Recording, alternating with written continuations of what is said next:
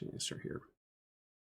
I would like to thank my sponsor, Card Kingdom, before we dive into this Dominaria draft today. They are purveyors of Magic cards, Magic supplies, and all your Magic playing related needs.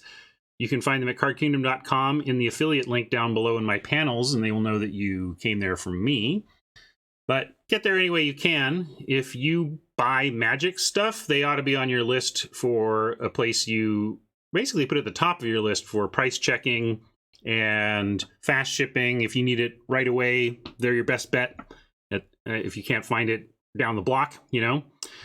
So please check out Card Kingdom, and if you pre-order $25 or more, if you put in an order of $25 or more, and it contains a pre-order for sealed Modern Horizons product, you get a sticker set of modern deck archetypes that you can slap around everywhere. They're very cool. Okay, we are on the free-to-play account. We have the gold for a free entry here. I have been playing Dominaria heavily on the free-to-play account because I love it so much, and that's our number one thing, is to have fun with Magic. But I do recommend that if you're on a tight budget and you care about your collection for Standard, that you tend to lean towards playing heavily in the events that don't rotate, in which the cards don't rotate in the fall. So Dominaria is going to rotate in the fall, and so the cards we pick up here aren't going to be as useful to our long-term Standard prospects. And if that's really important to you, it's something to keep in mind. But we're cool with going for fun, and that sure qualifies for Dominaria.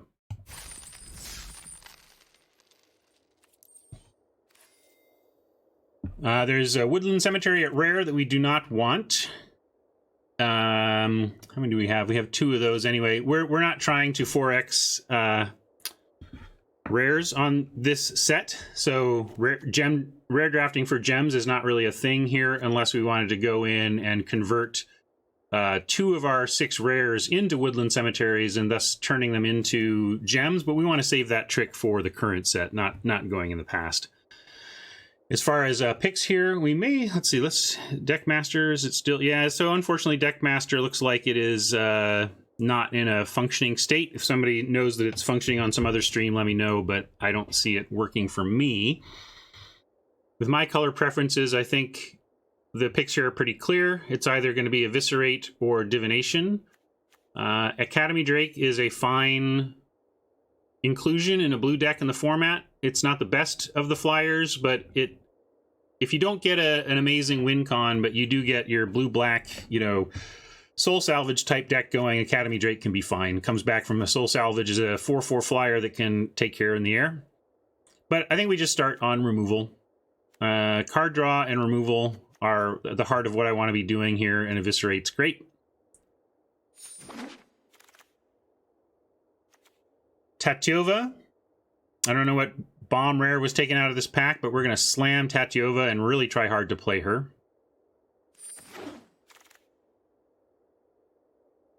We haven't done uncommon print run looking as we've drafted this format this week, and it's not super reliable. Let's give it a try just to see. The thing is, they adjust packs in Dominaria to ensure that there's a legend in every pack.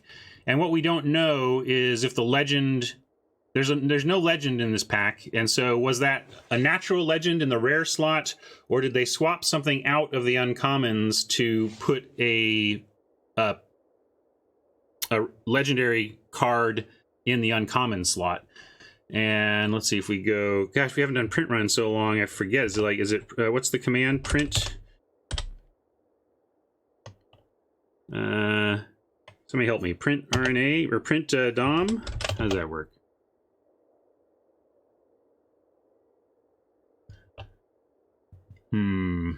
Actually, I know where I have it. I have some templates that I made up for my videos and stuff, and here it is.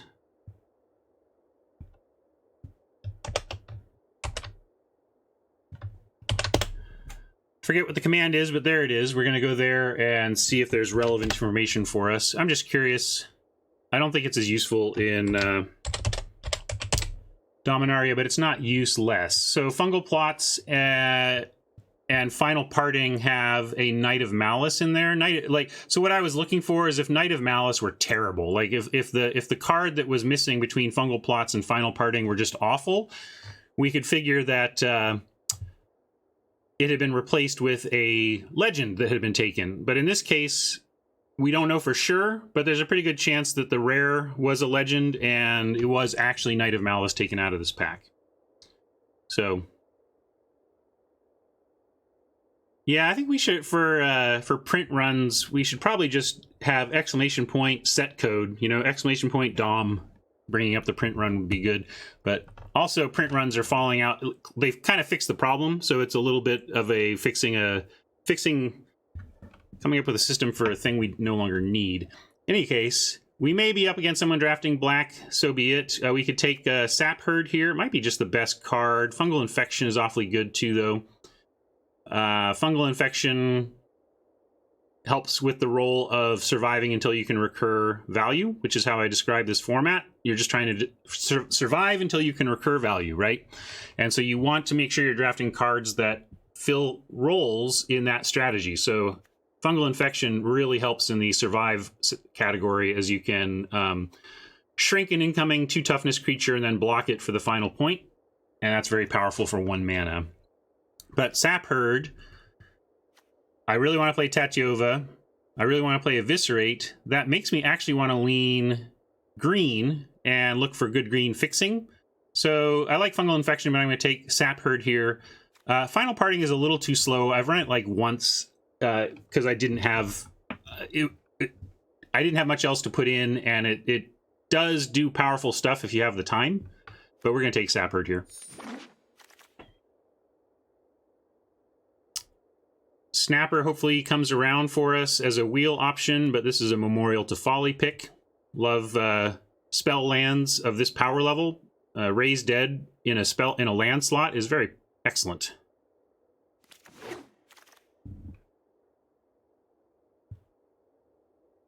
Whisper jumps out, sexy legend with the fun frame and everything, and we're looking to head towards a Sapperling deck. And Whisper is at its best when it's sacrificing Sapperlings. We also, though, have Dark Bargain, which, if we are only splashing blue, becomes basically our primary way to draw cards. And I want a couple of Dark Bargains if I can get them. So trying to decide whether it's more important to secure one of our card draw spells right now, or take the card that, with synergy, is the more powerful pick, but without synergy is not.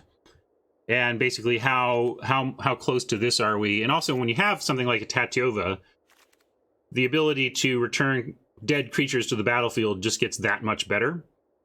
And it's early, so we still have a shot at both Dark Bargains and Divinations. So I'm going to pass on the Bargain and take Whisper, but it's a close one. And I think it only it's about the green that we want to be in. And Dr. B is asking about Knight of Malice. That's the print run problem, the print run bug, really, of Arena, where in paper there are a bunch of different uncommon print runs. It's not random in paper. You can't randomize a booster pack. First, you wouldn't want to. R&D wants there to be a certain level of power balance in a booster pack, and they accomplish that through leveraging the printing system and what it forces you to do, which is come up with a sheet in order.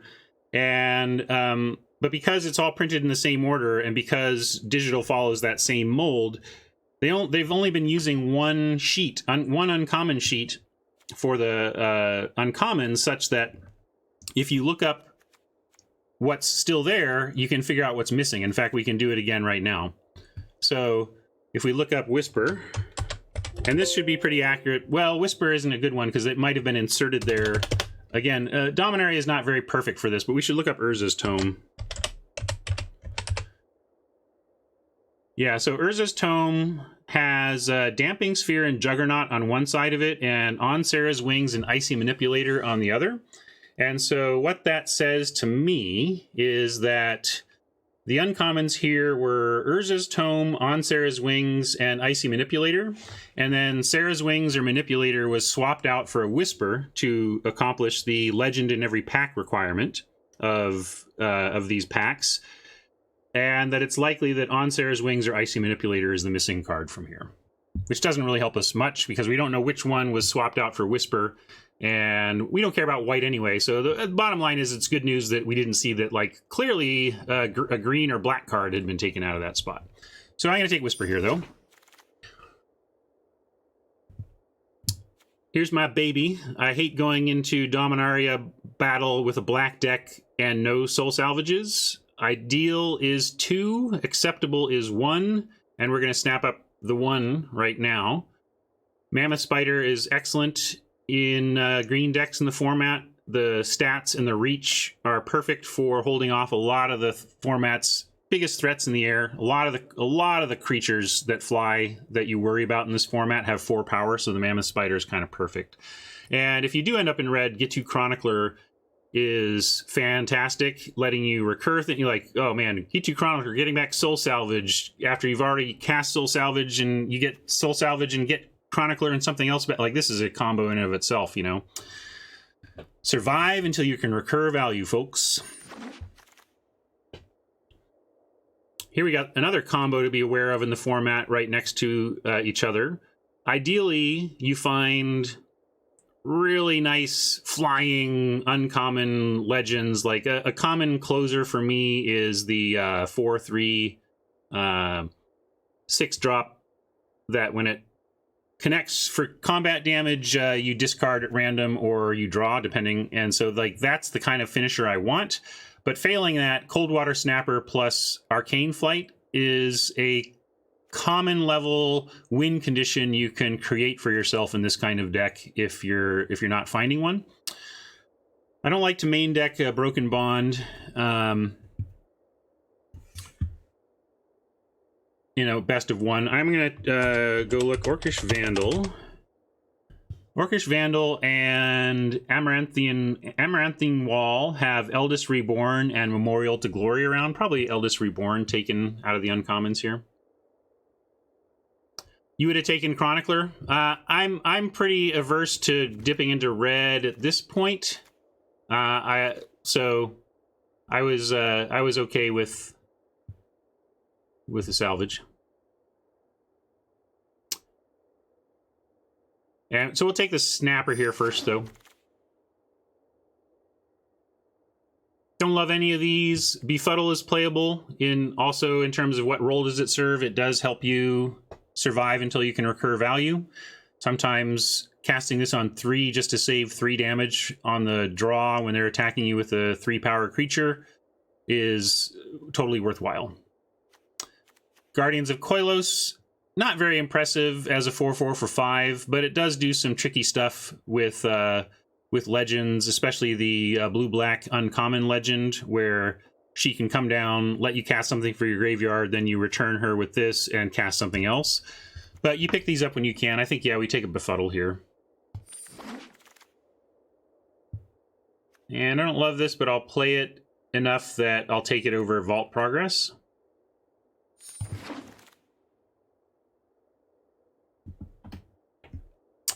Arcanist is not really where we're headed here. Like, ideally, we're splashing blue. Like, if this deck goes the way I want, we're probably not playing these two, and we're focusing on splashing the Tatiova. But we could do a hard turn into blue as a main color, so we'll take the Arcanist in that case. Here's the final parting that made it back anyway. And Relic Runner, I try not to play. I guess maybe you could, if there's some blue-white aggro historic decks that I've seen on rare occasions, but they don't seem very good like most aggro in the format. I'd rather pick up a black-based 6-drop that we could run. Again, these are the things you run when you don't quite find the uncommon and rare legends that you want to close out a game with. But often, Feral Abomination takes 2 creatures from your opponent to block because of its 5/5 and its Death Touch, and so they 2-for-1 themselves to finally take out your Abomination, and you soul salvage it back, and it can just kind of grind them out. You can win attrition style in these decks if you don't quite have the power level at the top. And I'm going to take that over Final Parting. We really don't want to play Final Parting. It is just too slow. Unwind is playable. I'd rather have Syncopates and Wizards, whatever, the Wizard counterspell. But in a pinch, you can play an Unwind. Often, the best decks in this format are battling over non-creature spells. So Unwind in late game is very powerful. It just tends to be not what you need on turn 3. And so it's the big downside of Unwind in the format is that it does not help you with surviving until you can recur value, and so you can die with it in your hand when you really wish it had been anything to impact the board. But I still don't mind one. Lantern War Scout I don't like, and I'm probably not playing 2 Unwinds, though, so I'll take the Scout just in case we need it. Need something to throw in there. I really try not to play this, though. Tekken Shaman, thank you. Good morning.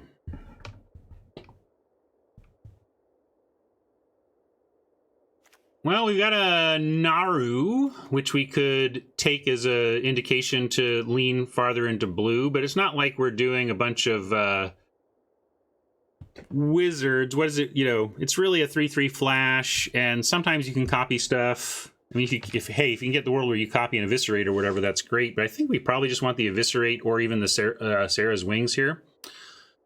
Yeah, double soul salvage, nice as well. I just don't know if it's actually impactful enough for us to make that the pick here versus just taking an eviscerate.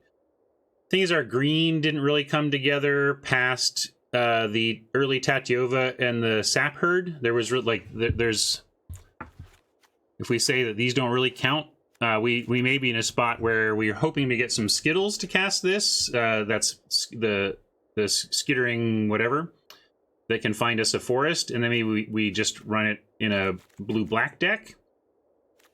Nay, Naru, are you good enough to take over an eviscerate? Or I think it just might be better to take this. I'm just going to be a grown-up and take the boring eviscerate. We know we're in black. We know we want to be in black, so let's just lean in. This is a tough pick. Temporal Sundering not being the tough... We're not going to take that. It's a little bit of a trap card. We don't have anything... We have a Whisper and a Tatyova, so like maybe we can cast it, but it's just hard to cast those. We want a Vicious Offering or a Cloud Reader Sphinx. And this is a very tough pick for me because we do have the 2 Eviscerates already. If we did not have 2 Eviscerates, I would be slamming this offering. But since we do have some removal, the Cloud Reader Sphinx becomes very intriguing to me. It's a perfect card for the deck, perfect 5-drop for the deck. It tends to come down and threaten to block. It scries to set up your important kind of turn 6, 7, 8 range, where you're trying to make sure you have the land for your Skin Witch, that kind of thing. So that's how much I value and respect the Sphinx here. It would not be particularly close if we had no removal, because Vicious Offering is amazing. But I am going to take first Cloud Reader over first Offering here, given the double Eviscerate. But that's exactly why. If we even had just one Eviscerate, I would probably go with a second removal spell. But I love a Sphinx. Ooh, this is a nice pack. We've got a Blink of an Eye, a Syncopate, and a Deathbloom Thallid. Deathbloom is a linchpin card for black decks in the format. It does exactly that job of coming down on 3 and helping you make it to your late game. Blink is good at just about any point in the game, though, and is probably our pick here. Syncopate may wheel, and Deathbloom, while I love it, is still replaceable with worse 3-drops. Like, you can play the 3/2 green card that filters land, and it's like, it's not as good as Deathbloom Thallid, but if you're desperate to fill in your 3-drops with 3/2s, you can do it without Deathbloom. But Blink has a pretty unique effect in the format at common, so we're going to take that. Wow, here we go. This is interesting. This is a place where I believe I'm at extreme odds with Deathsea. I've seen like Deathsea and Mobius have a kind of a shared rank stack ranking. What do they call those lists? Anyway, you know, they have, I think Deathsea has this at S, you know, at better than a bomb. And I just disagree. Like, if you're aggro wizards, I'm all in with you. Like, this is great in aggro wizards, but I've had people play this against me late in a grindy matchup, and it does nothing. It's like, I mean, it does very little. It does very, very little in a lot of cases. So I much rather just have the straight divination here, although I'm a little disappointed. It looks like it's going to be a struggle to cast this Tatyova. We're not getting any green whatsoever, so it looks like we're going to be blue-black base and see about this Tatyova. But it's not. That's, yeah, thank you for the kinda, at least, Tenno. That's the kind of hyperbole that overrates a card like Time of Ice that kind of bothers me. I know you didn't, not trying to bother me, but it's not that. You know, Blink, you get to do it instant speed and draw a card off of it. Time of Ice, they see it coming, they can plan around it. Don't get me wrong. Timed right, no pun intended, Time of Ice can change the game and win the game, but that's not a every game use case. And the games I just end up in, these long, grindy Dominaria games, it tends not to be great, and I'd rather just have the divination. Although for sure that we're black and we still don't know what's going on with blue, I think we're pretty solidly base blue now, though, so we'll take divination. Here's another blink. Slam that. Do want to pick up a flight, especially since we have the snapper and it looks like we're leaning base black-blue now. Hey, Timnos, welcome. Glad you're here. It's a place where a lot of people might take Yargle. I consider Yargle just whatever. Sometimes it does some crazy stuff with an Arcane Flight or the white enchantment we passed at the beginning of the pack, but mostly it trades down and is not that great. And I would just rather pick up the Arcane Flight for the Coldwater Snapper here.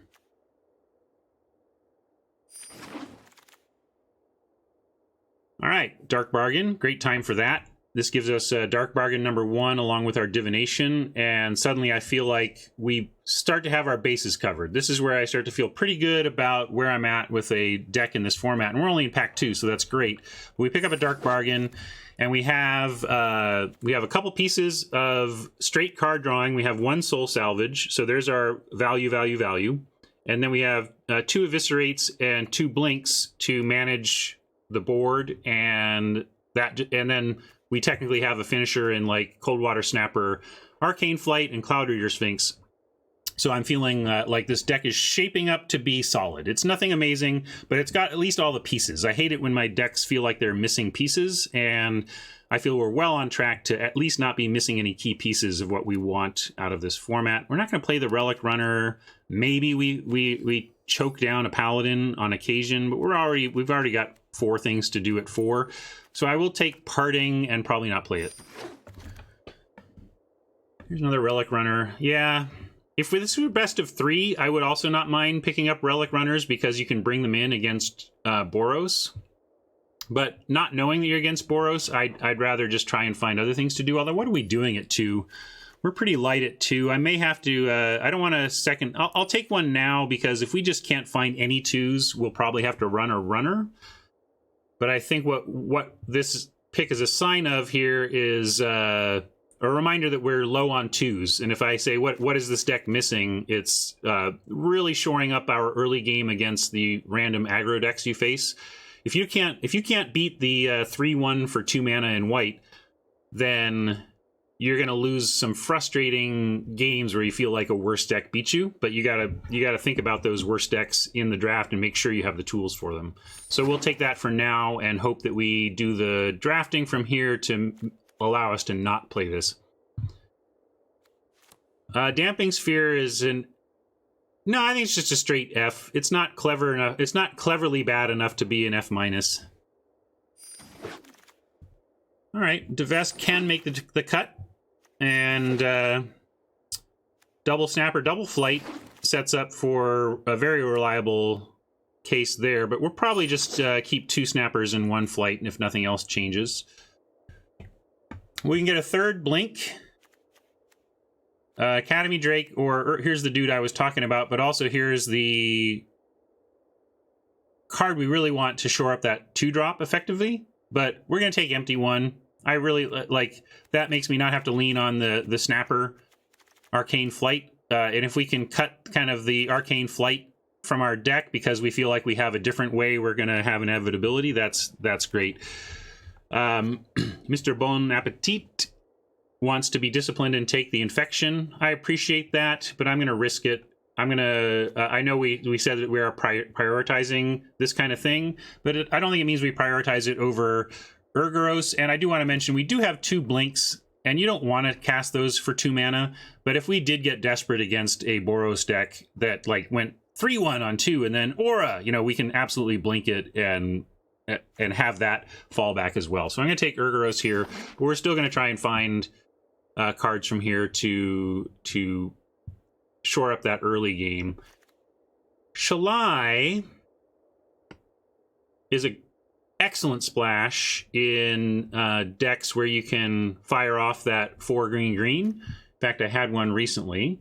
If you off air, you can exclamation point spreadsheet anytime to, oops, you have to spell it right though, to see my results spreadsheet, and I can use this to find, I want to show you the deck I'm talking about. It was sweet.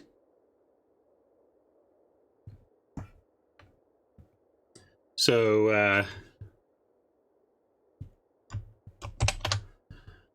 here we go. 1 second. This is a deck I played off air, and I splashed Shalai here, but it was great because I was baseline green, and Shalai just carried so many games by getting that splash down and using her activated ability. So that was a sweet deck I had with Shalai, but I don't know if we can take her here, huh? Let's go back to that. Decide.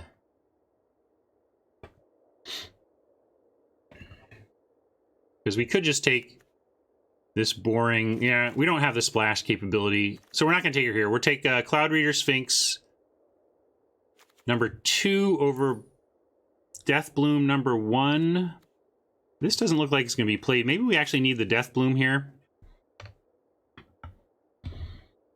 No Skitters. Doesn't look like we're going to get any either. We may brute force Tatyova off of a couple of forests. She's that good. The best card is in our colors is the Cloud Reader Sphinx, but I'm just trying to figure out if our curve dictates that this is actually a Death Bloom spot, because we're not playing Unwind or Soul Salvage on 3. We may play Befuddle, but it's much better to get a creature down. And we do have some higher end now. So I'm going to be disciplined and take the Death Bloom because I think we need it from a curve standpoint. If I'd known we picked up a Drake, maybe I would have picked up the Cloud Reader Sphinx because this slots in at 3 as well. But I'm happy to have another thing that slots in at 3. Joyra, not really going to be a thing here for us. Couple of good red cards up here, but that's not us. No, we shouldn't. Lances, double Ds are not on my list. Lances are... We hate facing Lances because they're good against us. Because we can use our removal on whatever it's on, but then it goes on something else and becomes a threat. But remember, our plan here is to survive until we can recur value. And you're going to have to explain to me what role Jousting Lance plays in a deck that is trying to survive until it can recur value. And the answer is nothing. It plays no role in that deck. Unless you're saying, I want to turn my... I want to spend a card and 5 total mana across several turns to add 2 power to my defender. Right? Like, it's not worth it to add 2 power to your defender.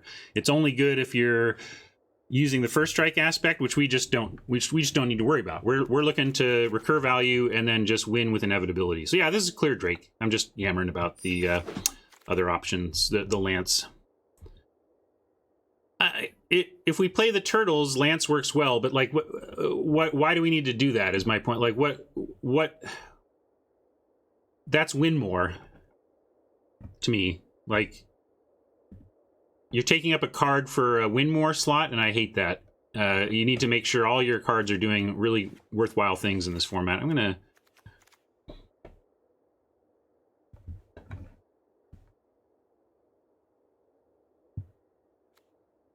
So Deep Freeze for weak removal, but it actually works given our inevitability. We're looking to Urgoros, maybe Cloud Reader, our way to victory.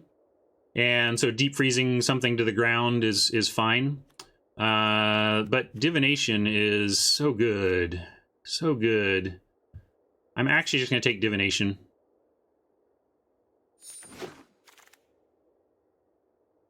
We'll see if we regret. I've passed a couple of removal. Yeah, Precognition Field is... I don't even really see it anymore. It's not a real card. None of these are really either to me. I'll take this. Maybe you should have just taken Vault Progress there if there was some. All right. This is coming together a bit with getting some threes in place. I like that. Are we playing another Befuddle? Probably never, but there's no uncommon to take even for Vault Progress. We can take a Servant for... I like a Servant as a possible 2. Like, I've already moved Relic Runner out. If I am going to play a 2-drop that can't kick at 6, then I'm going to take a Servant.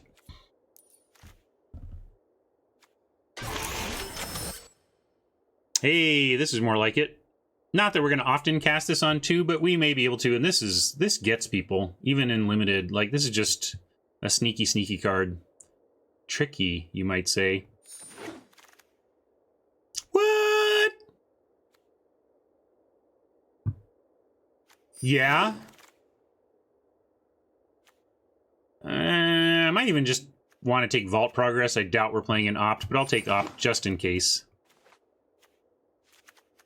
There be Fuddle. We're not going to play at this point. Rat Colony, we're not going to play at this point. Assistant. I've had people argue for the Assistant as being not that bad, but this is classically just... I just think this is effectively a dead card. Yes, sometimes you play it and you get enough scry that it feels like it paid for itself. But I just fist pump when my opponents play a thing like the Artificer's Assistant. I feel like they're down a card and I'm not. But I'll put it here.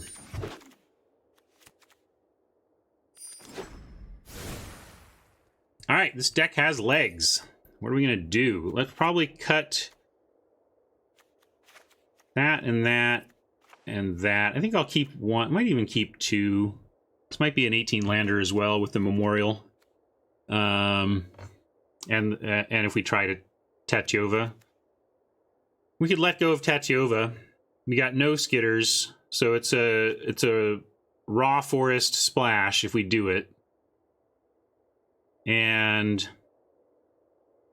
she's just a mulligan until the mid-late game is the problem. That's really rough to run mulligans in your deck, even if they're that good. We could cut a Divest here, though. Got extra Befuddles I would probably run before the Divest. Divest is fine, though.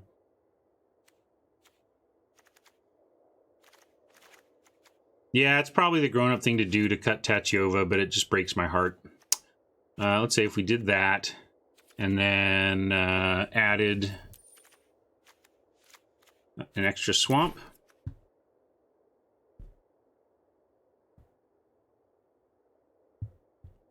Yeah, I can't deny that I do Ubermensch, but I'm realistic about it. Magic is magic, but what I call it is par. Like, so we say, what's par for this deck? I'm going to say, actually, for this deck, in this format, for me, par is like 4.5. If we get to 5, I'll be happy. If we only win 4, I'll be a little bit disappointed because I feel like it can go past 4. If we win anything under 4, I'll be really disappointed and hope that it was just variance and not my awful play, because this deck has the tools to win over 4, I think. But we never know. I could go 0-3. I could go 7-0. Magic is magic. We got a lot of blinks, so we're going to...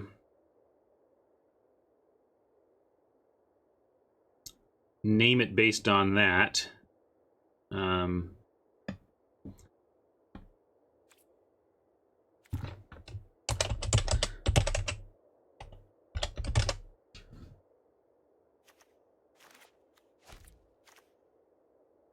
Yeah, you're right. Whisper isn't great. I kind of left Whisper in as a throwback to when we were looking more green. With only 10 creatures and no real token making, maybe we should find a replacement for Whisper. This is a case where even the Stronghold Confessor would probably be more impactful, or just bringing in another Snapper. Two Snappers, 1 flight is a reasonable, and again, 18 land seems pretty good here. Yeah, MTG. Bobo Cop is on board with that. Befuddle potentially over. No, I don't see anything. This is obviously pretty weak. This is like our worst card, but we're Skin Witch free. We found no Skin Witches, which we have. I'd like more Arcanists. You know, this is at least helps us power out Divinations and Dark Bargains and Blinks. But I think this has, yeah, I'm gonna par this at 4, 4.5. Maybe I should be satisfied if we get to 4. Magic is hard. You don't always win just because your deck is good. So I suppose par is just a hair over 4. If we just hit 4, I'll be like, okay, I wanted a little more.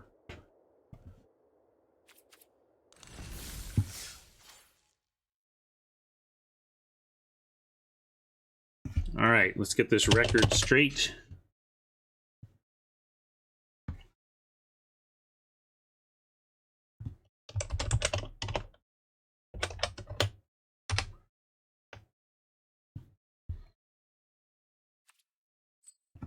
Oh, what is par? Par is a golf term meaning the kind of shots that the course designer expects that the good players will take to get the ball into the hole. You know, so it's kind of the average. Par is like your average expectation for something. Is the golf free way to describe it.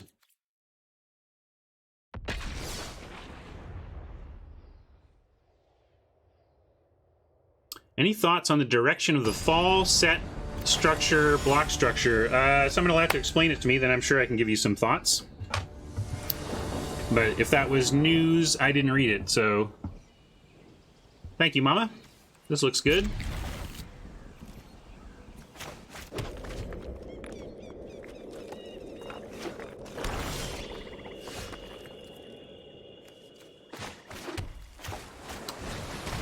So I got most of the tools I want in this kind of format in this deck. We're light on counter spells. We only have the 1 Unwind. I usually want more Syncopates, but we have a lot of Blinks. The Blinks will make up for a lot of missing stuff from the deck, I think. We'll drop this, send in the Servant, and see what we can draw card-wise.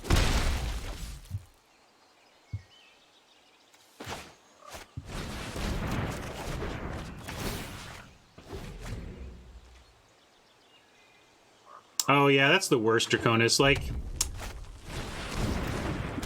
my most table flippy moments are when I lose to the strikeout home run type strategies. But I gotta let that go. You know, when you lose to this stupid card with a bazillion auras and all your removal is hiding in the deck, it's just like, all right, they got me that time, but I guess I gotta be glad that there are people out there running those strategies because, yeah. They are not great overall, even if they are successful sometimes. Just trying to plan ahead here. We have this Blink. We have an Arcanist we could drop. I guess I like dropping the Arcanist. And then we have a no value. Well, I guess I also should have dropped the other island. Then I would have had Trickster possible. But I'm going to go with Arcanist. And we have Blink at the ready. And I will offer Arcanist and Servant on the Thallid. As it sits, that's a 1-for-1 trade. It leaves behind a 1/1 token that can't get through whichever of these they leave behind. So that's a solid trade for us to offer. And if they have tricks, we have this Blink sitting in our hand that can 2-for-1 them if they try to, like, put the +3/+3 and trample on it or something.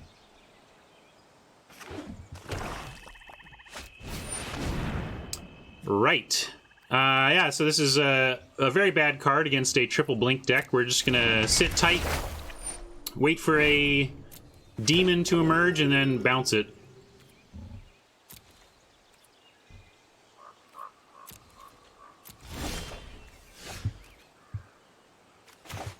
Now let's do this.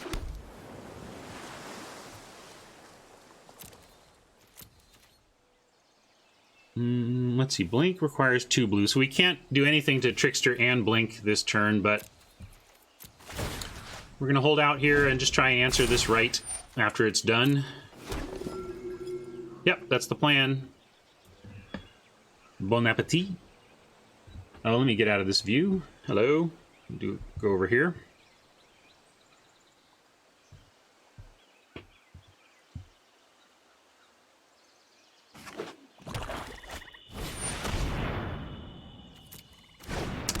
We'll probably try and trade for that Windgrace Acolyte with a Merfolk Trickster.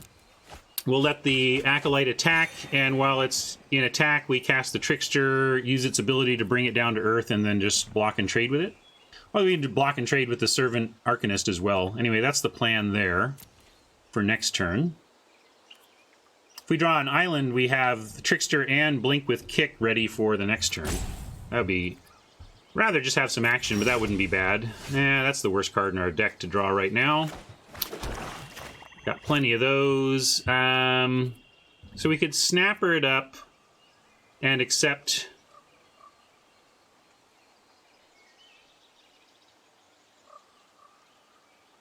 No, but then that leaves us, like, I really want to... Okay, I'm just going to pass here. And I am going to try and take out the Acolyte. And then we'll untap and blink the demon. Maybe even wait and let him sack something to it first. It's not a big deal, but they're in red-black. It's not like they can stop the blink.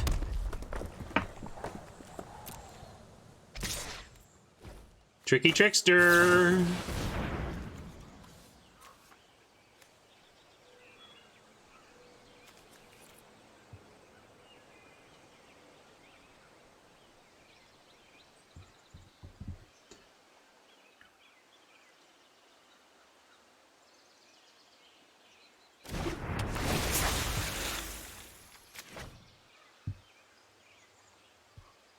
And I'm going to block with everything, and they can choose what they want to kill, but what I don't want to do is set it up so that if they have instant speed removal, they take out one of our creatures, and then the Windgrace survives. So, and not only that survives, but survives to kill the remaining creature. This way, one removal spell doesn't stop the death of the Acolyte.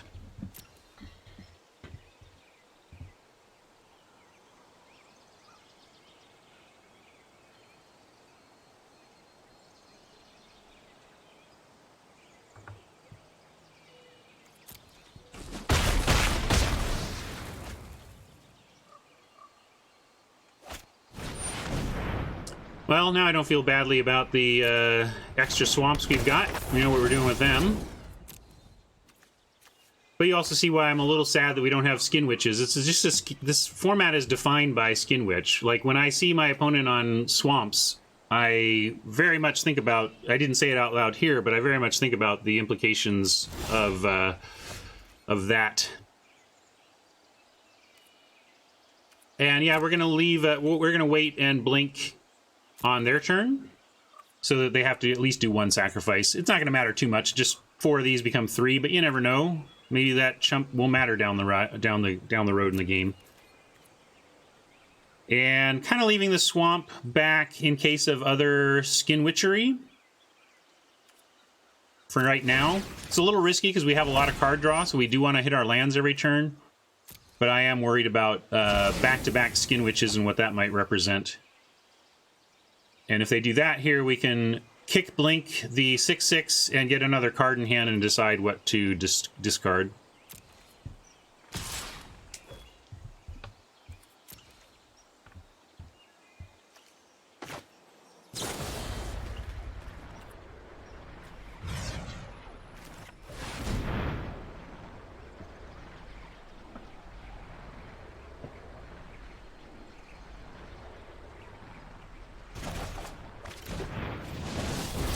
A little flooded, but stable.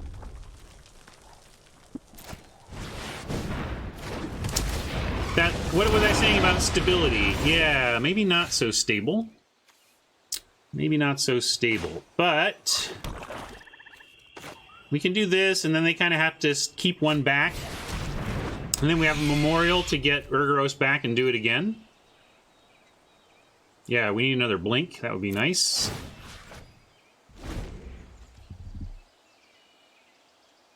And if Oppo looks like they're playing generally good cards. Like, I haven't seen anything I don't have good respect for here, so I assume that this is a good opponent with a good deck. And I assume that probably means it also contains their share of some soul salvages. So we're in a spot where it's like, I think we're kind of damned if we do, damned if we don't. We're about to add another significant creature to their graveyard, and it wouldn't surprise me one bit that if we make this block and they immediately soul salvage.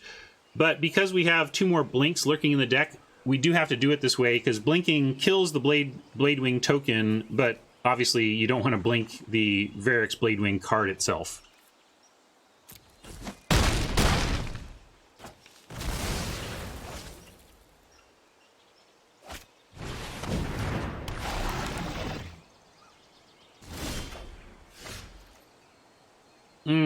Close. I guess we do that over the snapper, and we have 4, 5, 6, 7, 8. It takes 4 mana effectively to Memorial's Folly, so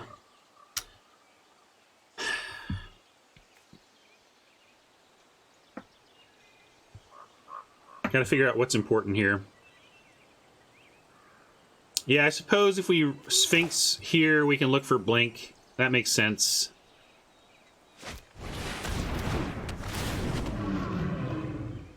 A couple of Academy Drakes, actually, though, also solve that problem, so we'll keep those. We're at 7 mana, so we can kick them, and they become Dragon Traders.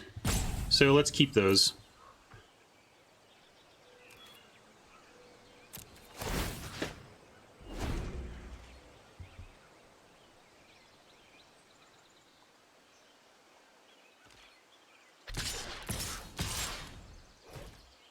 Alright, they're getting aggro here, and kind of out of nowhere, it makes me think they drew a trick or instant speed removal. I mean, their deck looks fantastic. If we expect this kind of additional stuff in their hand, we are in a tougher spot, but I think we can't. We got to make them have it, and we have a plan coming up for the next couple turns, so we're going to do this. I don't think there's go wide pump. Like, if they have removal, they may blow us out on one of these 2 blocks, but probably not both. We're going to find out.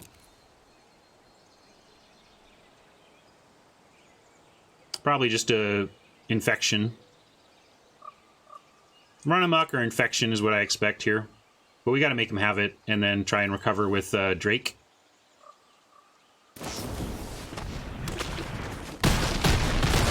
So that's all right. They infected and got our flyer, but we still got our man on that exchange. So I'm really happy, actually, with how that happened. And if they're out of removal, then we may get there on the strength of our hand here. Or upcoming Drake draws.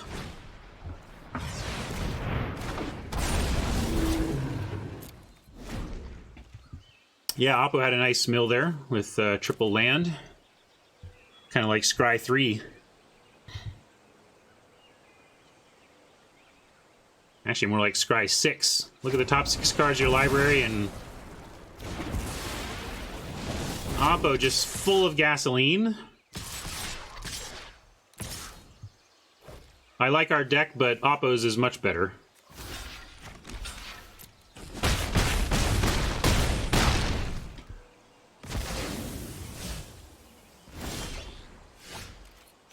And, yeah, I said we just needed them to be out of removal, and they weren't, and as a result, we lose. Bummer. Yeah, I like our deck, but they showed me only cards that I pick pretty highly. Like, this is just... these are all 1 through 6 level picks here for me. as is everything I see here. So Oppo's showing us nothing but the like they had nothing but 1 through 6 picks this draft. Good deck, Oppo. Very nice.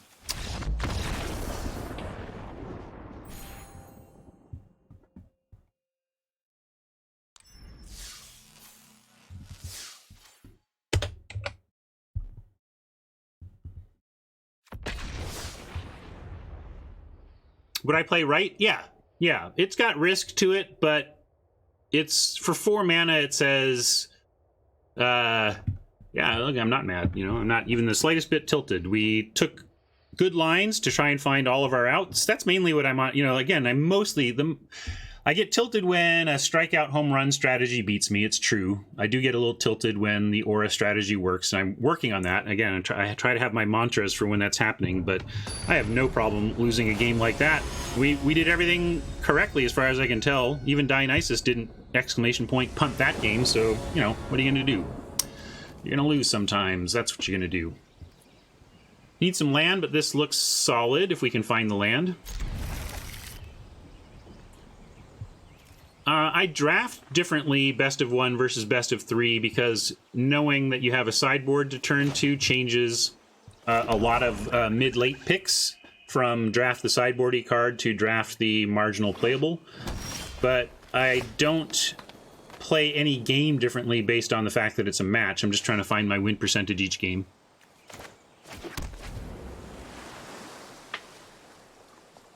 It's pretty bottomless, Motor City Mama. Pretty bottomless. That's why we're all, well, that's why I'm here 25 years later, you know? Yeah, Tron, I feel you. Here I am closing in on my 50s, and I still struggle with acting like a baby when I lose. But I'm working on it every day. Gotta own who I am and try to keep getting better.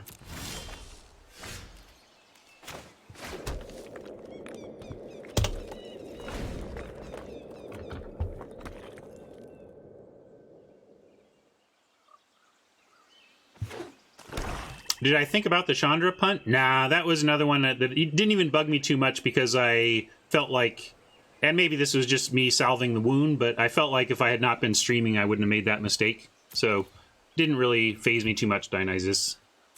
In fact, I had to stop and think what punt you were talking about. And I was like, oh, yeah, that one. Obviously wanted land, but we will have to pass holding up an unwind. As I said, this is not a great card for our deck, but it is pretty good against us. Although we have the Blink, which is non-land permanent. So if they hook up a Jousting Lance, we can really set them back 5 mana and effectively turn a Blink into a combat trick.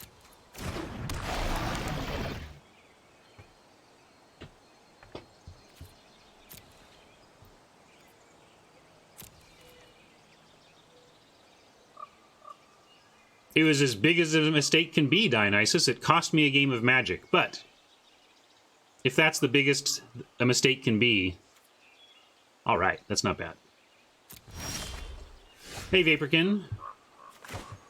Yesterday's draft was just okay. We ended up black-green in War of the Spark without a lot of the balmy payoffs for getting the fixing that you can find in black-green. Well, kind of just want to eviscerate, but nah, we're gonna let him invest in that Lance. We're gonna try and beat the Lance via tempo. And if they spend the turn equipping here, we might even just say go for it. Nah, we'll blink. We got to blink in that spot because it resets their board and leaves them with nothing. Well, it leaves them with a Lance, but yeah, we're going to do that.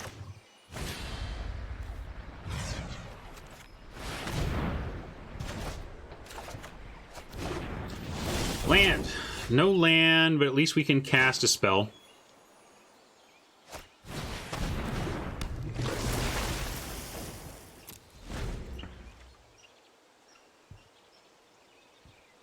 Yeah, dug us a little closer to hopefully land number 5.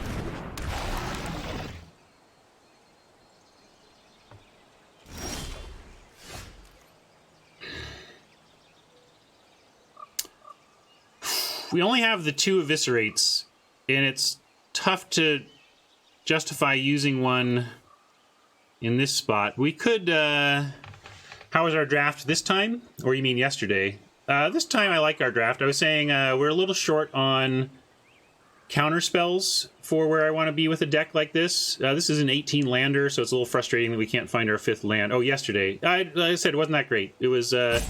it had some tools to be great, but we didn't find the payoffs. So we had setup. It's like we did the set, but we failed to spike on our own draft. And went 2-2 with it, and felt pretty fair that we went 2-2 with that deck. Might just... So if we let this go, if we don't... Alright, I'm going to eviscerate. I don't like it. But it means they're... You know... I don't like it, honestly. But I didn't like... I could have, like, discarded an Arcane Flight and then kept Blink up, but that felt kind of weak as well.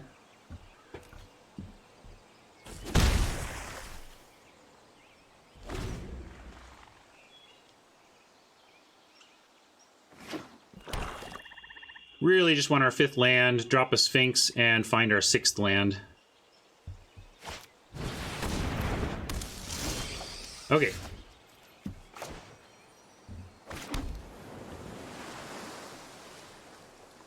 It was pretty low on win cons, yeah. It was like, we had Plane-Wide Celebration and just bottomless removal, so we were just trying to attrit our way to victory, if that makes sense.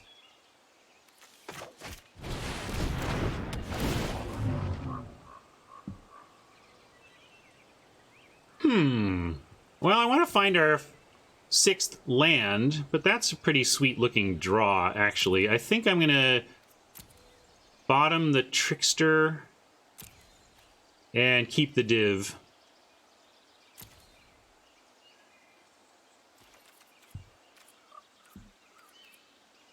And then next turn we'll have 1, 2, 3 mana for the Divination with 3 left over, such that we draw a land, we can play it and still have the Blink.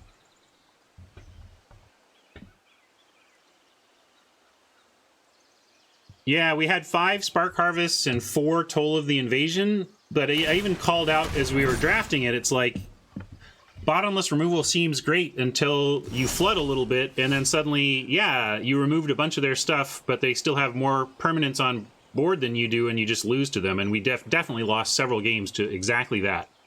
Killed a bunch of their stuff and lost anyway, because we weren't applying any pressure of our own. But we'll follow through on this here. Try this approach. Find us a land. Come on. Gotta be a land. There we go.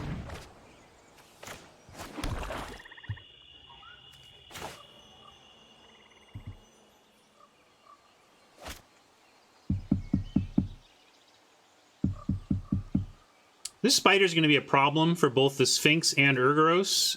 And so I'm actually going to go ahead and be a little risky here and use our 2nd and final hard removal spell on the Mammoth Spider, because we're going to have a hard time winning through it. Like I was saying, it blocks all the flyers in this format so well. And one way to beat the Lance is if we keep them on the ground and win in the air. That's a way to beat the Lance. So we're going to use up our Eviscerates. And now we really have to turn into an aggressive... We can't really be a controlling deck anymore, right? Because we're losing a lot of our control elements. Not that we can't anymore. We have Blink, and there's more of that. But basically, this is us turning a corner into being aggro with Urgoros, Cloud Reader, and backing it up with a Soul Salvage to get them back if Oppo takes care of them.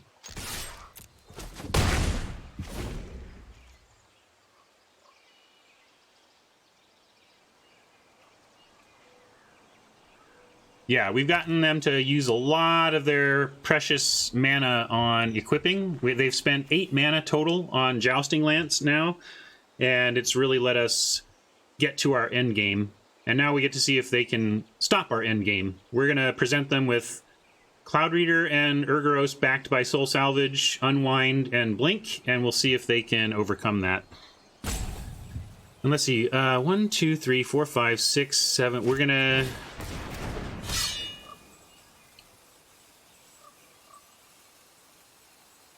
That's great. More equipment. Look at that hand. Yeah, they got a lot of cards. So do we. One thing we have here is the ability to... Urgoros... Actually, I should be... I'm excited to cast Urgoros, but I should let them... do anything instant speed they have with the Cloud Reader before we cast our stuff. But if we leave a single island up, with Arcanist and Island, we have a blink to protect Urgoros.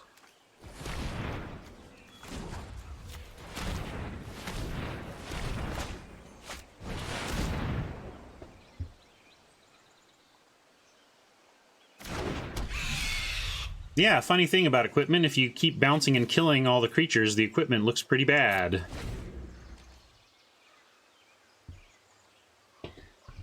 If we can untap, having not even had to use the blink here, and we keep both Sphinx and Urgoros on board, yeah, we got it locked up.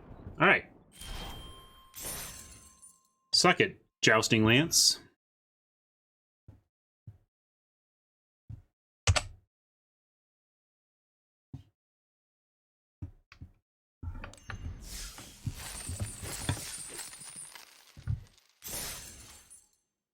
Tomorrow we'll even earn enough gold to draft for free again, so we're keeping this gem count well above water.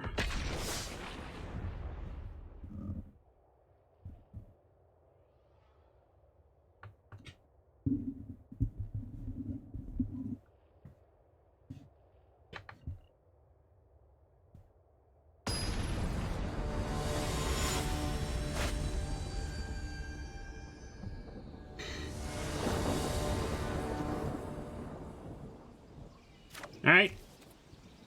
This has some tools to survive, so we will keep.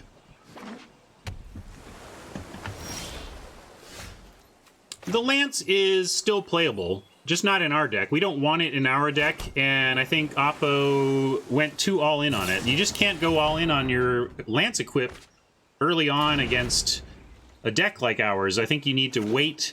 You kind of got to treat it like we did a couple days ago with the Helm. You know, you can drop the Helm, but if you start equipping it into open mana and early game fistful of cards, you're just going to get tempoed.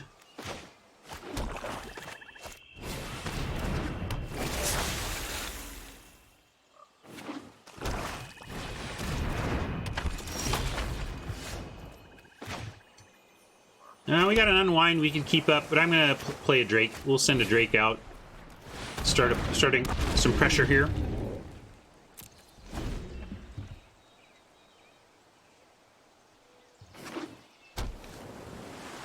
All your control stuff gets much better if you're actually plucking, plinking away in the air like this.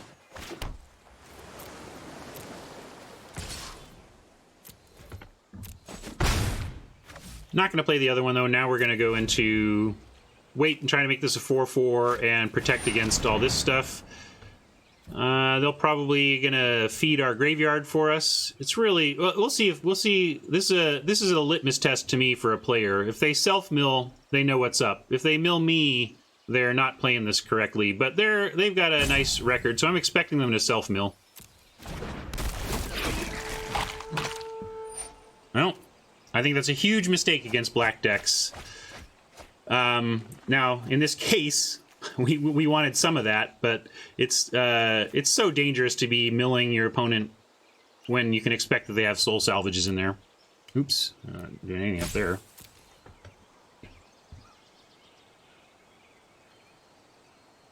Yeah, we had Homerid Explorer and the Helm the other day as well, and there was one game where it would have been the condition had the opponent not scooped. I'm going to befuddle and look for land.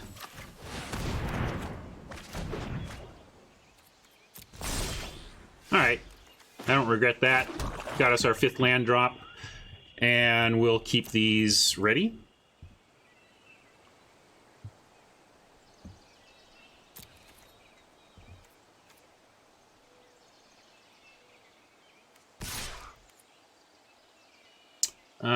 We're not blocking, so yeah, we're attacking.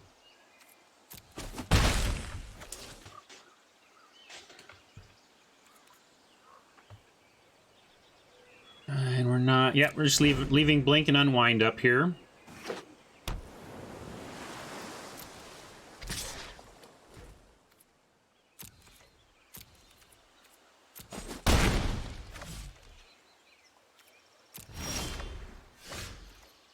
So now we have the mana and the means to cast Urgoros, but Oppo has 5 cards and 5 mana and a bunch of blue. So we may have to offer them an Academy Drake like next turn. I'm not gonna fall for that. The other thing we could do is keep these back on D and double block the Explorer. I wouldn't mind that either. And we could play an unkicked Academy Drake and see if they want to syncopate it, because they could pay us for 4 and get that. Then it gets exiled, can't get soul salvaged back. But I'm going to be patient for another turn here. Let's see if they have the patience to continue this race that they're currently winning, I guess. I haven't done the exact math, but I don't bother doing the math in spots like this because it's so unlikely to hold up by the end of the format, by the end of the game, that it's not super relevant. I can't unwind the sync if it's in response to me casting Urgoros. I could do it in response to the Academy Drake, but I guess I don't want to even bait out the counter right now when we have things we can do on their turn. And this is what I was hoping for. You know, they do something like this, and then we can unwind that, which is a big battleground here, the card advantage battleground.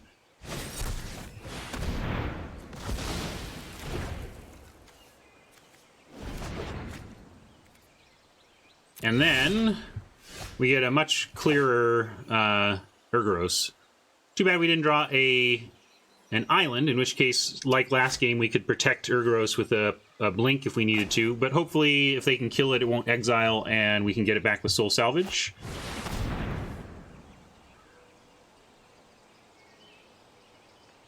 Oh, they could still pate. Oh, they retorted. Okay, that's okay, though. That's funny. I was so carefully playing around that and then didn't. But the Soul Salvage bails us out of that a little bit.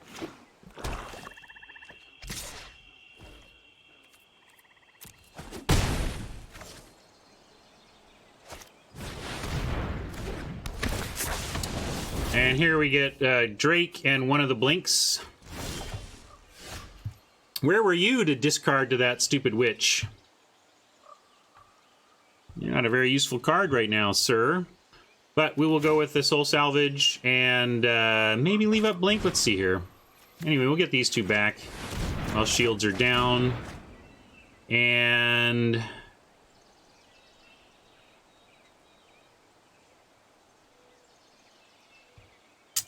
we're at 11. This is actually proving to be an annoying little 3-3 here. I could play a second Drake out unkicked and double block. I think we do that. So then I'll send this one.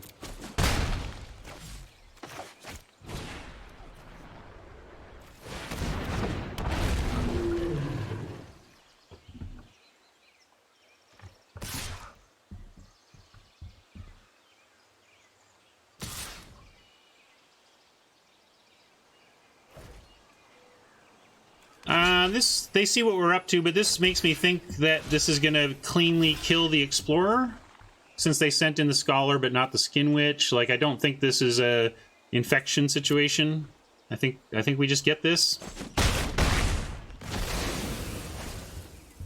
See what they come up with here. This is a big play for Oppo on. What'd I tell you? Yeah, this deck is missing Skin Witches and Counterspells. But we're going to move in on Urgoros and hope it's enough. And if they don't Skin Witch that Divination, we get to recover from that a bit as well.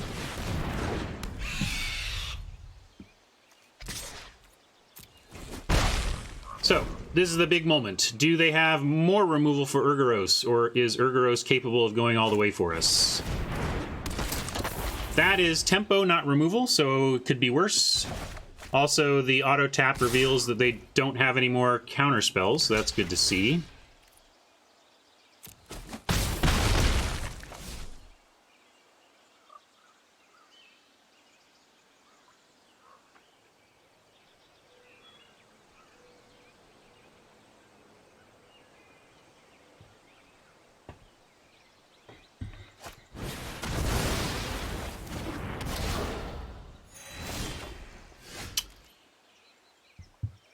That could be annoying, but we can chump our way through that, I think. In fact, that's got to be plan A at this point. So I'm actually going to attack with the Drake, because that sets us up... Well, let's see, does it change the clock? No, it doesn't really change the clock, and maybe we need to threaten to block the Journey Mage. Because let's see, we go attack turn 1 for 2, then we attack for a total of 8 on turn 2, then 3 gets him, and that doesn't do it, but then we go... Oh, I guess it does shorten the clock to attack once and then maybe try and trade with the Journey Mage next time. So we go attack, attack, attack, and that's our win plan. And for now we go attack, chump, take 3. Yeah, I know, I'm worried about their clock. It sets us up to just lose if they have removal for this. So I guess no, we don't attack. I don't want to set us up to lose to 1 piece of removal.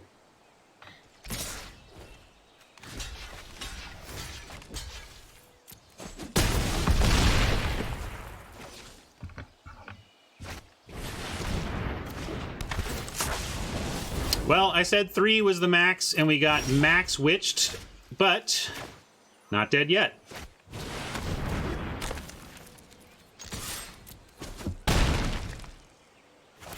I'm telling you, if I win a game in which I got skin witched for value 3 times and they made a Torgar, I'm a rock star. But we need a help off the top here. Come on, help off the top 1 time. I want to be a rock star. No! I think this one's slipping away. Come on.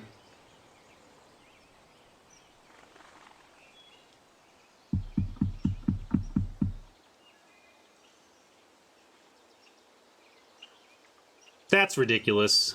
That makes me want to flip a table. Getting skin witched 3 times. And then still having an out. Like, So, I'm looking to see if we scoop or whether we have a possible plan. So we have 1 blink, we have 2 eviscerates, and a dark bargain, and a trickster. It's like we need... So we play a land, we have 7, we chump here, and we go to 2, and then we just need, we need like... I think we're done. I think we can't win, but I'll give it 1 more block just in case I'm not thinking of it. Yeah, okay.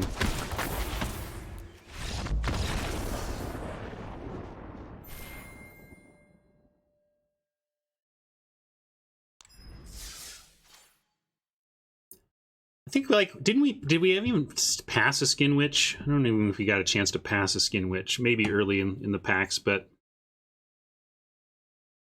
1 Skin Witch we beat easily. 2, a little tougher, but we beat 2. 3, that's rough. So I set par at 4. We're 1 and 2. I could 1 and 3 this. I did say I could 0 and 3 or 7 and 0 though. It's a wide range. But so far we're underperforming. This deck has a lot of power.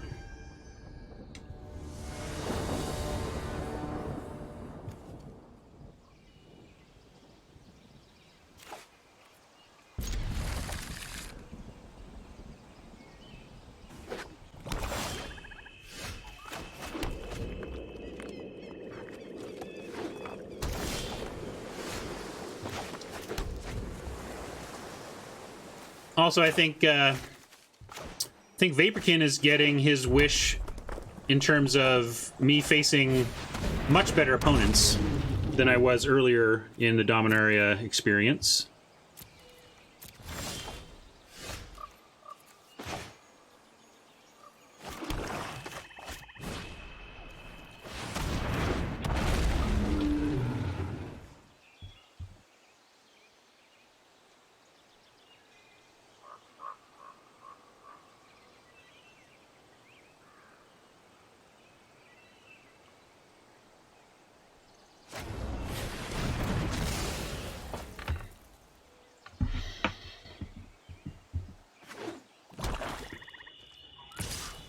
Yeah, that's what I'm saying, Mama, that our rank is going up, and so we're facing, on average, better opponents. I'll play another unkicked Drake. We got the Soul Salvage in hand. If need be, we can go fetch him back.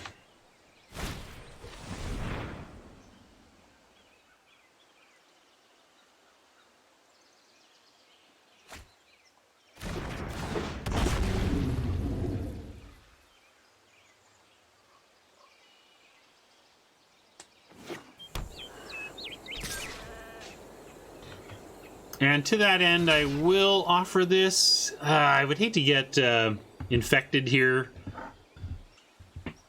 But I am somewhat playing to the Soul Salvage we have, so I am going to block.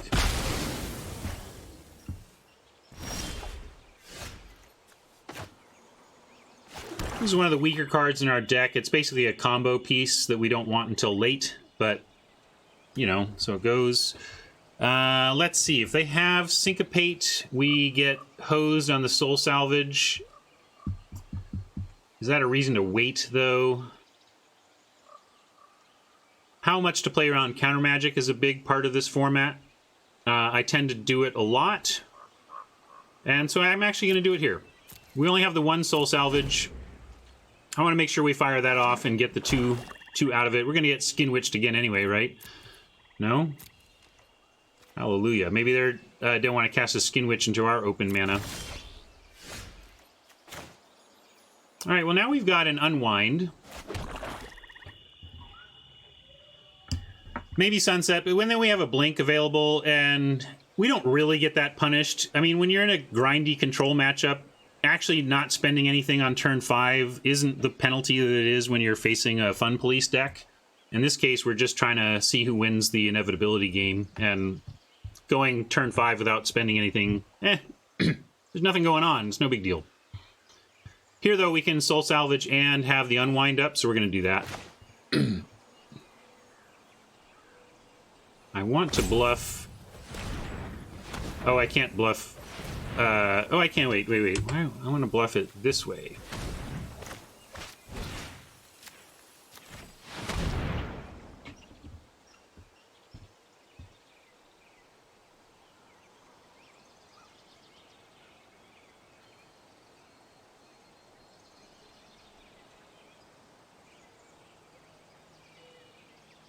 Good. Thinking about it.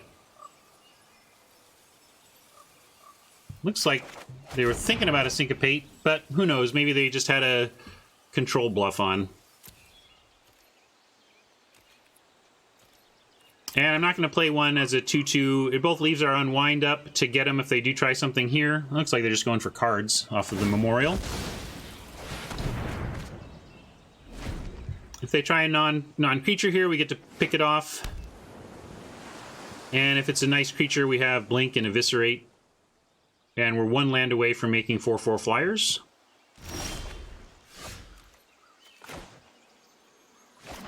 Sure felt like counter spells that they were considering the first time. I'm not going to fall for it. We have no pressure being applied. We have a Memorial now that we can activate. I don't have anything to get with it, but there you go. Huh. All right.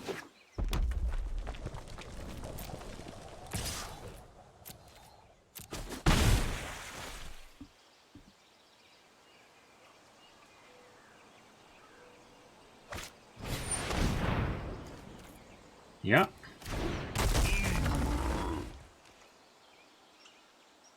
I'm going to tempo Blink here. They can counter it or not, but draws us a card, gets us deeper into our deck, or draws out a counterspell. I'll take any of that.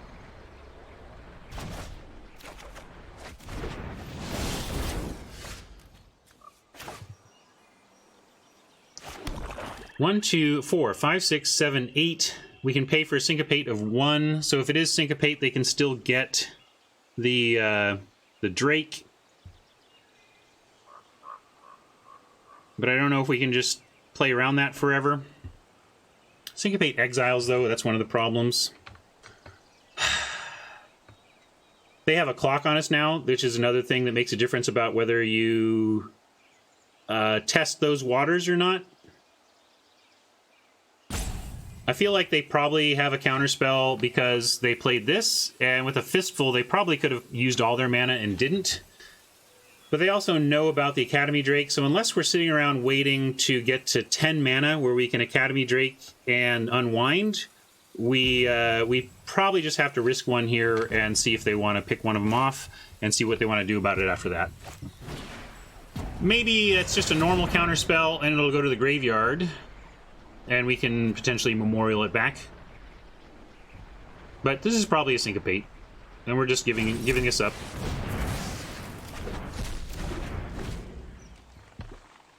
If they didn't have the Trickster, I probably would have just passed again.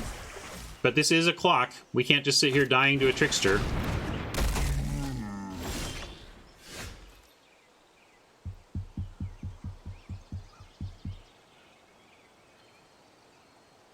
Do you play around the second Syncopate is the question. And I'm going to say no. If it lands, it's great. If it doesn't land, we have tools in our hand to continue to deal with what we're seeing here.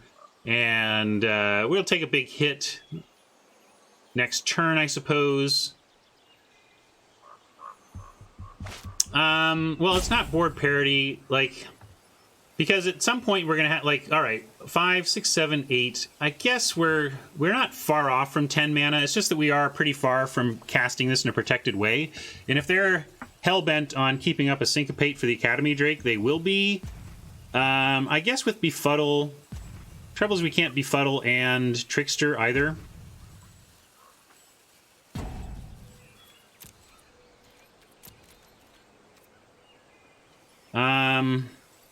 But all right, I'll end the turn. We'll hold off one more time, since we do have some alternate plays here.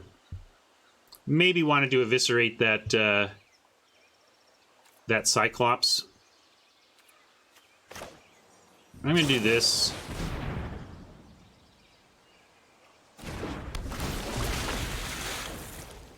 Ironically, Trickster makes Cyclops better if you do it in attack, because it loses the negative on it.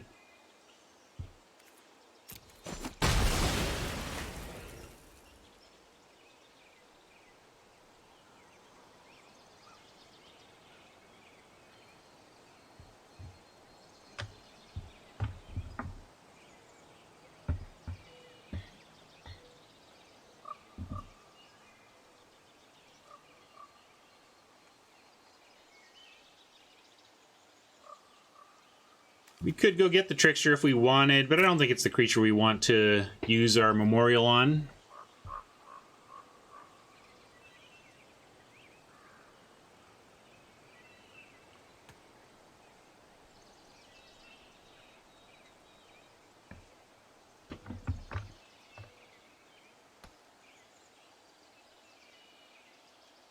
Oppo in the tank.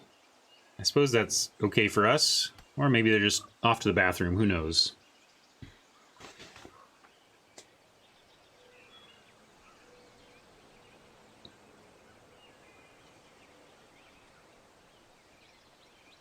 Well, while we're waiting for Oppo to think this through, I can let you all know that a little insider info for my viewers only is that I will be your co-host on Limited Resources this week. Luis is sick, and I'm being called in to help.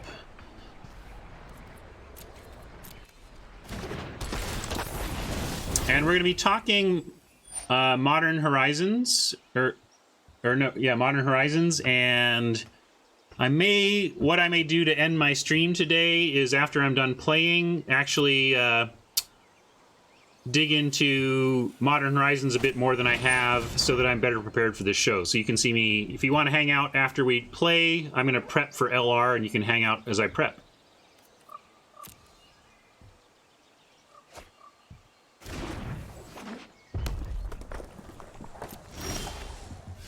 Interesting choice from Oppo to recur the Opt instead of bringing back a Syncopate to mess up further plays, or offering to take out what I might play. Makes me think they have a fistful of removal. We haven't exactly played a bunch of stuff for them to remove, and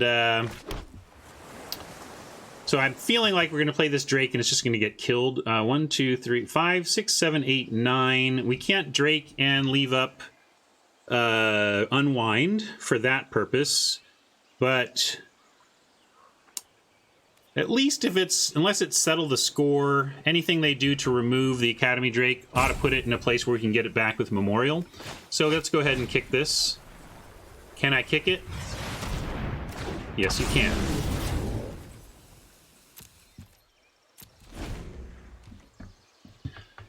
But expecting dead Drake here. Always expecting the worst is another great way to not get tilted by Magic. I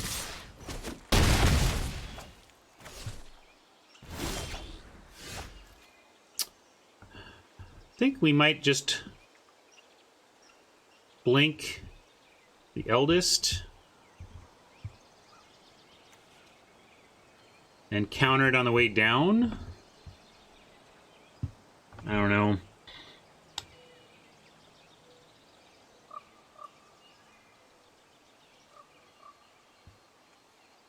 We can befuddle the Cyclops to buy some time. 5, 6, 7, 8. We got 9 mana, so we can befuddle and blink. We can also just eviscerate. We can't befuddle, unwind, and blink. We can also allow this to happen one more step and like ditch the Arcane Flight.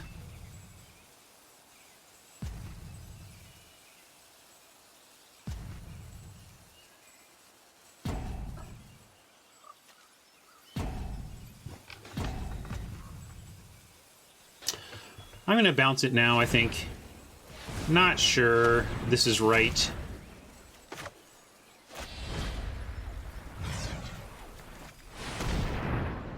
We're also low life. That's the other thing. So we're kind of committing to unwinding the Eldest Reborn. But they might not even cast it for no value.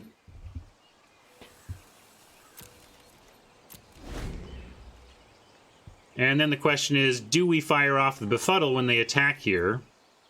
Or do we just go to 4? And if we... I'm going to go to 4. It's pretty grim. We're taking some risks here, but I think we have to try and stabilize.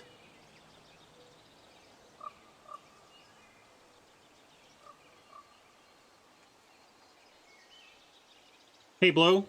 We like our deck, but the games have not been going well. I put par at about four wins, and we're 1 and 2, and staring at another possible loss here as we're up against board presence and a roughly equivalent number of cards. So in the dark, I don't like our chances here.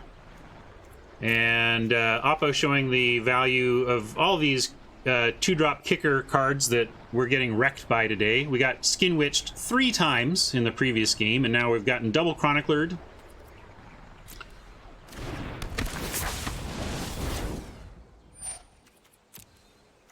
And they keep going for the Opt. I don't understand why you wouldn't go for a more powerful effect from your graveyard. We could play the Snapper, 5, 6, 7, 8, 9, and then we would have the Unwind. So let's Snapper with Unwind.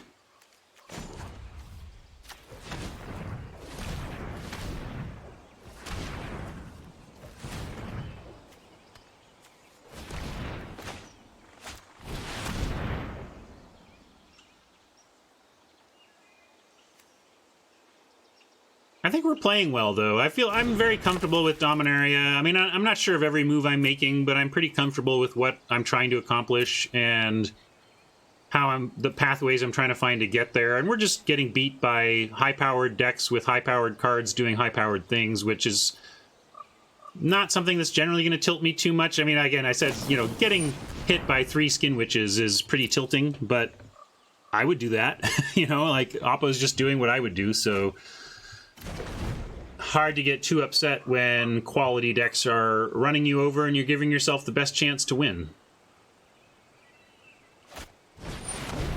All right, they're trying for this.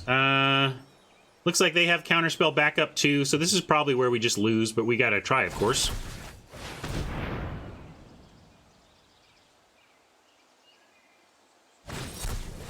Yeah, they had it all. We lose.